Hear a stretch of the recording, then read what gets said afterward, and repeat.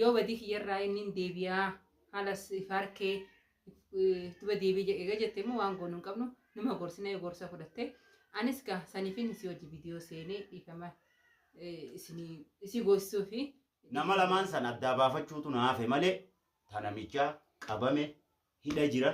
dheeyxanii ilaaluu dandeessa yoo feetan haftir harka qabaddaa fi dhaqaa laalaa saabuusaa balama fuudhaa fi bagarabisii kunoo waan keessaniin as keessaa bahi jaanii dhaqaa laalaa beekamaa dhumatti halee fi kana namni irra olee anilleen aaraan akka malee amma gurraan dhukkuba saba keetiin kee hundumaan taate yaa kamana geessaa jirti ni geessine yoo isin kaca jeettu ate beekadhu hordoftoota fi deeggartoota chaayinaala birraa Oromoo TV subscribe share like godhuu hin dagatinaa eeyyega maal kana qofa maarree chaayinaala birraa Oromoo TV qeeroodhaan qarree saba gamtaan kee diina ciree haree itti hirmaadha. السلام عليكم ورحمة الله وبركاته وردفتوتا في كبجمتوتا خيرنا بقى باتي كبجاك باتي رمضانا باتي توبا باتي أمتا خيسا دوف باتي كلامان الرا تكتين توني أد كتكف باتي كتكفن الرا بقى ربين باتي تنان أناس جه إسينيس جه ولمانون سينجاga السلام عليكم ورحمة الله وبركاته وردفتوتا في deeggartoota chaayinaala birraa Oromoo TV yoo harkafuun السلام عليكم ورحمة الله وبركاته أكم جرت هردوسا في كبجمتوتا سجينا أكم نجي قبضني جرتني جران تكونوا الحمد لله نتفوف يا hordoftoota keenya arraan tan kunoo mana fatiyaa mana baharitti argamnaa jechuudha. Tanumaafuu baleeyyi akkuma waada siniisanitti bahar bira dhufee jechuudha. Bahar bira dhufee baharis waan san irraa hin qoradhaa. Miixiyoon akkanaan jettetti eegaan tumee akkaan fedhe godhe booda barbirraa an waa hundaahu baharitti himne naafi baar finnee jirra hattaa sheektichaa baar hidhee jiran an jette ganama akkasii dhugaan sooyidi hattaa gabbee itti dawwale bahar isinii machirattis niin dhabe akkuma mana isaa niin dhaqajeettiin dhufe kuno isiniif dhufe bira takkanaati baharis kuno nu dura jira isinitti haa himu bahar muciyyoon tun naxxabatti moo akka muciyyoon tun ganamaaniin bikka sanuu sheektichaa geessee bahar namaa jiidhee jira dhabaar naan jettee jechuudha. Bareeda yaada keetiin sii deebi'a. Xiqqishoo daawwattoota kiyyaafin du'aayii godha. Guddiif. Daawwattoota keenya birraan haa salaamtaa godhu jeetiin nusee inni sachiin ta'isa keessa jirtu itti fufee ani xiqqishoo du'aayii ramadaanaa waliin godhannee eegga. Akkasii waa'ee yaada kanaan deebina. Yaaduma kana qofarraa haasawaan oollu teessuma takka taa'ee namni teessuma san irratti maqaa rabbiin dhooyne abaaramoodha. Saniifuu waan nuti itti jirru tanallee waan milkii qaba. Tawilii heewasa kanaatiin nutti hin deebine rabbi haa godhu. Warra baatii tanarraa qooda fudhatu rabbi nu haa godhu. Warra baatii tana nagayaan xumuree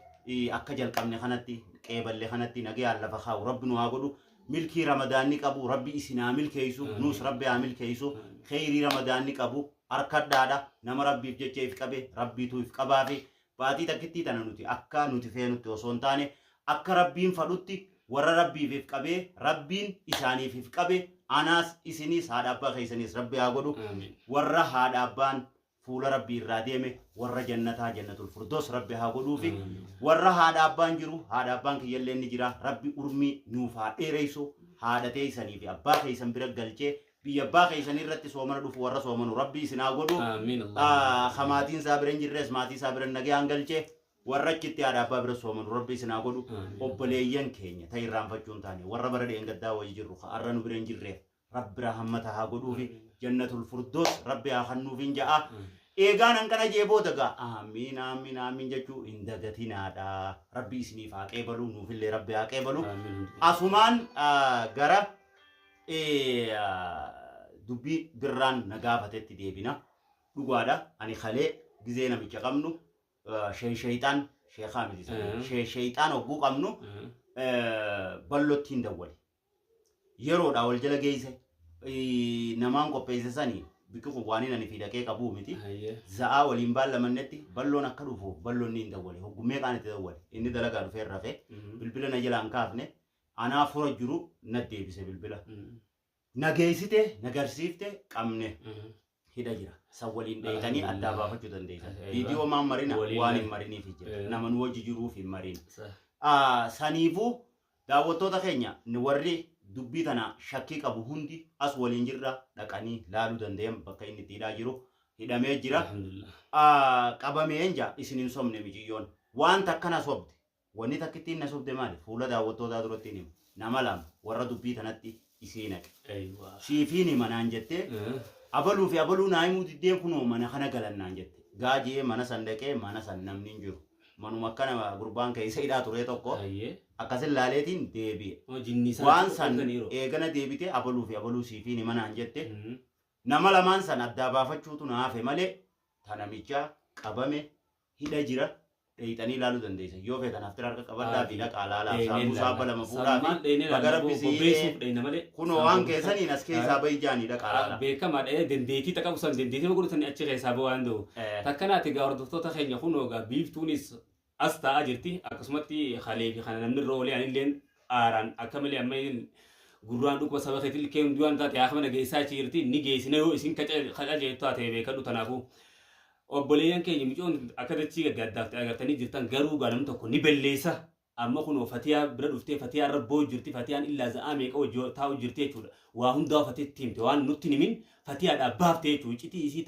waan kan namicha daleessiisee fi nama waan kanatti naqe hundaa fatiyaan naaf himteette jechuudha akkasii inshaallah viidiyoo irratti himuun taatu nuun jette fatiyaanis naasuutatti isin himette takkanaati biiftootis hordoftoota salaamtaa gaafadhu Assalamualaikum warahmatullahi Ifamas nago daji asmarati. Kanaafuu gaa mee asmaanuu dhiifama naa godhaadhaan isin jaa namni dogongoraan jiru dogongoree jira dhiifama isin gaafatu warra asirratti asin as ba'e takkasiitiin jedha. daawwattoota keenya asuma waan takkaan isin daammadha dhugaa rabbii dubbachuuf miciyyoo tana jalqabarraa kaafnee hanqaarraatti guyyaa 3 guutuu video waraabaa video dubattis waan garii qorachaa waa takka waliin mari'achaa isuma tana waan kana jalaa galchuuf waa hedduu godhaa jirra akka nama tokkootti nuti arra video tokko buusii hojii waa qorannee deemnee afuura fudhannee bishaan dhudhuinee maal jennee isii bakkuma keenyee waa gaafachuu jirra eega guyyaa dheengaddaa fooxaa takkittii tanaa fi kunoo fooxaa firraa qabdu tanaa fi baaltoo tanaan nu jala deemu jirti saniifu intala dhalaati balleeysee dogoggoree namaan na dogoggorsiisee bahar keenya rabbii ji'oonani waan kana deebi'e nagartaa anaa fi hawaasa waliif fayyisii hawaasnilleen akka dhiifama naa godhu naaf gaafadhu yoo hawaasni xiyyataa irraa tana dhiifama naa godhe ani wallaahi walii bakka kanaatti hin deebi'u jechaa jirti obboleettii teessani haa jallattu haa hammaattu gaariinis teenya hamtuunis teenya bakka geessu nuun qabnu yoo nuti akkanan lafa dhiifne ambaatu waa godha akkasirra jallaa keenya gorfannee tumannee gaafa inni karaarra deebifne gorsinee bira dabarra gaafa immoo inni gorsa san didee hammeenya sanit deebi'e waan goonuu ifiif goone jechuudha saniifu ani irra deddeebi'ee wanni isin gaafadhu dilii teessan guutuu rabbi dhiifama isiniif haa godhu dhiifama godhaadhaaf nama namaaf dhiifama godhe rabbiitu dhiifama godhaaf rabbiin sababa isii tanaan dhiifama isiniif haa godhu isin badii isii dhiifama godhaafin isinin jaa itti fayyaadhaa garaa fixadhaa viidiyoo isiin gadhiiftu jalatti biiftuu teenya rabbi si haa qajeelchu ja'a du'aayii godhaafin isinin jaa ani dhaamsi xiyya kanuma irra deddeebi'eetiin isin gaafadhaa dhiifama godhaafi taafteef walit deebina yaadoo qaba eega dirqama beektaa wanta akka wanta akka ni belleessa nama aannan si obaase dhiiga si obaase aannan obaase jiraami arra micoontu magaalaa guutuu dhiiga obaaftee jechuudha isin aannan obaasuu qabdan hordoftoota keenya belleessi hanga tumnus tumne miciyyoon sanuma kun amma gaa irraa toobatte badii san hundaa'u